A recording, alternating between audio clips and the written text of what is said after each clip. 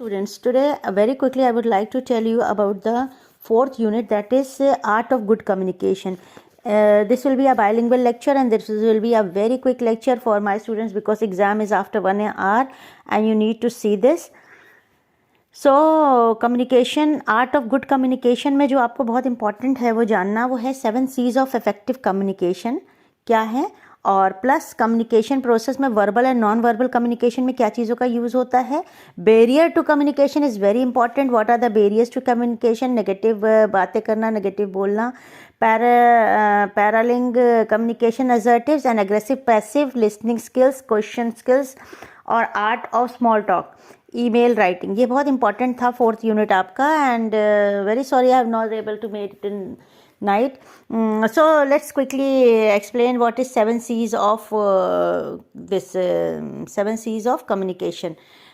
This is very important to know. I have sent a note on in the group also. Please check it out. So 7 C's of communication.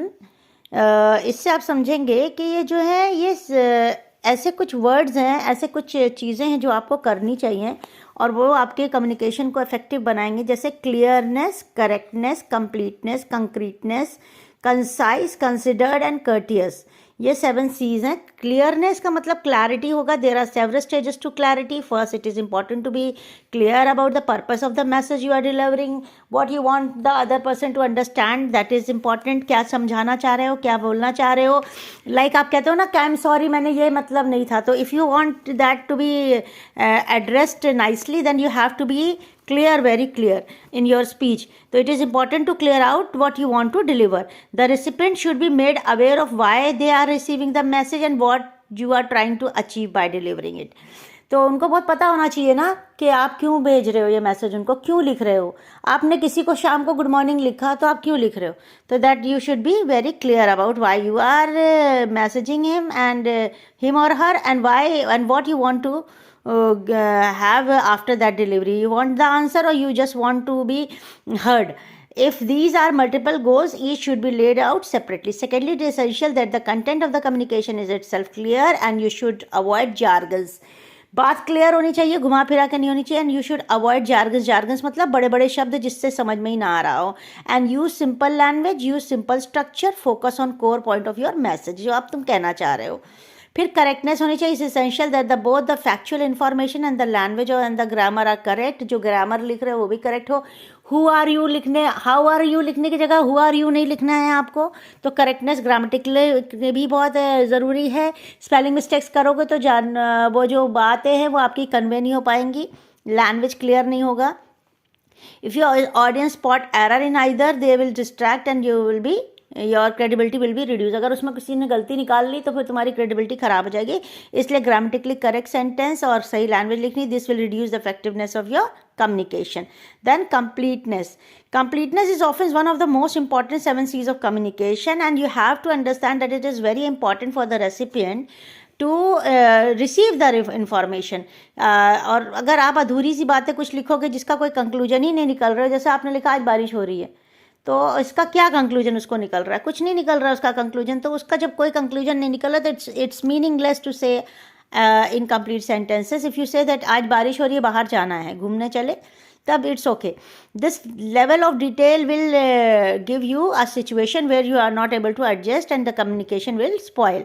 फिर concrete होना चाहिए. Sentence बहुत ही communication में ensure करो कि specific हो, logic हो, message जो वो आपका फिट हो रहा हो और सपोर्ट कर रहा हो आपकी बात को जो आप कहना चाह रहे हो. अगर आर्ग्यूमेंट्स भी हैं तो बहुत ही लॉजिकल और बहुत ही फैक्चुअल होने चाहिए, ना कि बस तू चुप हो जा, तू चुप हो जा, वो वाली बात नहीं होनी चाहिए. तो ऐसा नहीं होना चाहिए कि आपके आर्ग्यूमेंट्स में आपने अब्यूज़ेस डाल दी हैं या आपने अपनी आर्ग्यूमेंट्स में बातें डाल दी हैं कि किसी की हिम्मत नहीं है मुझसे बात करने की, ऐसा वैसा, और आपने एक्चुअल लॉजिकल बात नहीं डाली. तो you have to be concrete in your sentences to deliver it in a proper way and that is the point. So फिर आपका एक और आएगा concise. You have to be concise. Concise means message जो होगा वो स्क्रिप्टेड हो, short हो, स्टिक टू द पॉइंट हो, मतलब सटीक वर्ड जो आता है ना, to the point. Don't use 10 words if you can use 5 words. तो अगर तुम्हें बात 5 बातों में कह पा रहे हो तो 10 नहीं यूज़ करेंगे. This is very good because we are in the habit of writing long words, long sentences. Even I am in the habit of writing long words, long sentences. So it is a very good lesson to me also. Don't use 10 words if you can use 5. Don't repeat your message. And बार बार एक ही बात नहीं कहेंगे. More you can say, the more is there is of confusion. अगर ज़्यादा बोलोगे तो ज़्यादा confusion होगी. That is very good point of being concise. Avoid that risk by focusing solely on the key points and you never to deliver, need to deliver.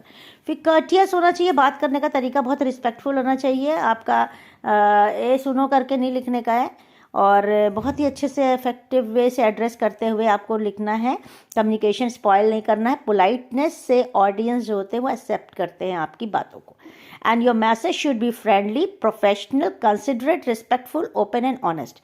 Then considered and coherent होना चाहिए. Considered करने लायक हो बात आपकी. Communications are not coherent, they will not be effective if you will not able to communicate and consider the coherency. अगर आप उसकी मतलब मान्यता को नहीं बना के रख पाएंगे तो आपका सेंटेंस जो है वो बात जो है ख़राब हो जाएगी. और उसमें एक बहुत अच्छी चीज़ है, you have to flow logic in that.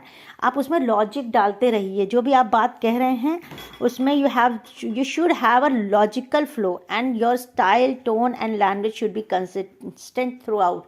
ये नहीं कि अभी अभी लिखा अच्छा ऐसे नहीं होना चाहिए. Okay, I will catch you. Okay, I will catch you. Consistency. If you want to say it, just say it in 2-3 minutes and then leave without saying listen to me. Okay, I'm going, I'm coming. Don't do this.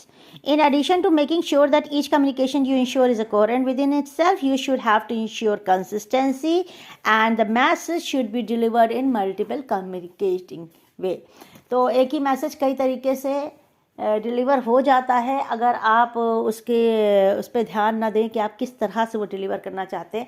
जैसे कहते हैं रोको जाने मत दो, रोको मत जाने दो, रोको जाने मत दो, रोको मत जाने दो. मतलब एक ही चीज़ में अगर आप एक ही सेंटेंस के पॉज को लेंगे तो पॉज लेने में ही आपके सेंटेंसेस की मीनिंग बदल जाती है. तो थोड़ा इस तरह का ध्यान दें. एंड ये ही आपका 7 C's था. ये बहुत इंपॉर्टेंट है. 7 C's आएगा.